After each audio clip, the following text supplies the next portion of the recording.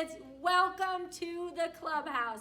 I am Miss Dana, and I am so glad to come here today to tell you the last story of our August theme, Say Cheese. Now remember, usually when you're getting your picture taken, people will say cheese, and that makes you smile. So we're calling it Say Cheese all month long here because we've been learning about how God made each of us. He made us special. He put a lot of thought into each one of us and a lot of love into each one of us, and that should make us smile really big.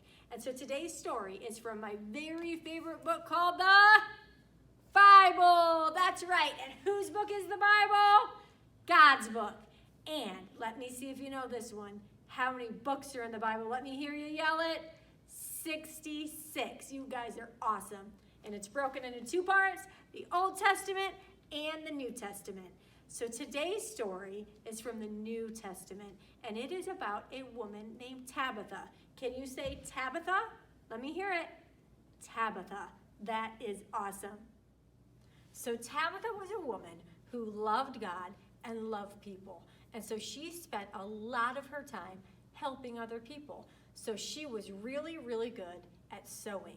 So she would spend her time making clothes and blankets and all kinds of things for other people, which was really good because there were a lot of people that really needed those things. And so she would see somebody that needed a blanket and she would make them a blanket and she would say, look, I made you a blanket, and they would be so thankful. Or if she noticed that somebody maybe needed a jacket, she would make them a jacket and give it to them, and the people were so thankful. Or maybe she would see somebody that just didn't have enough clothes or didn't have clothes that fit. She would make them a shirt and they could wear a shirt that she made for them. And the people were so incredibly thankful. And Tabitha was such a good helper.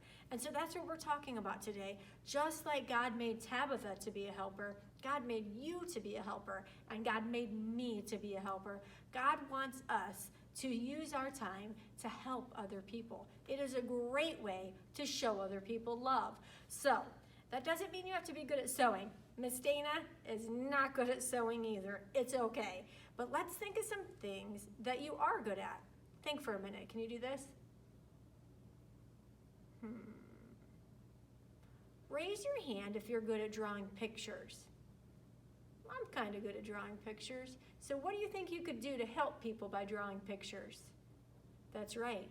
You could maybe draw a picture or draw a card and give it to somebody who's having a hard time, or just somebody to let them know that you're thinking of them and that you love them. That's a really good idea. Let's see what else. Raise your hand if you think that you could be a good helper carrying groceries. That would be amazing. I bet your parents or your grandparents or whoever you live with would love it if you helped carry the groceries into the house when they go to the grocery store. I know that my kids always come to the car and help me carry the groceries for me, and I appreciate that. Let's see, what else could we do? What about clean up after yourself? Now, you might not like to clean up after yourself, but do you think you could get good at it? I think you really could. And that is super, super helpful. What about just maybe giving hugs? Do you think you could be good at giving hugs? I think you could too. So there are so many different ways that you can be a helper. God made you to be a helper, and He wants you to always be looking for other people that might need help from you. God made you, and He loves you, and so do we. See you next week.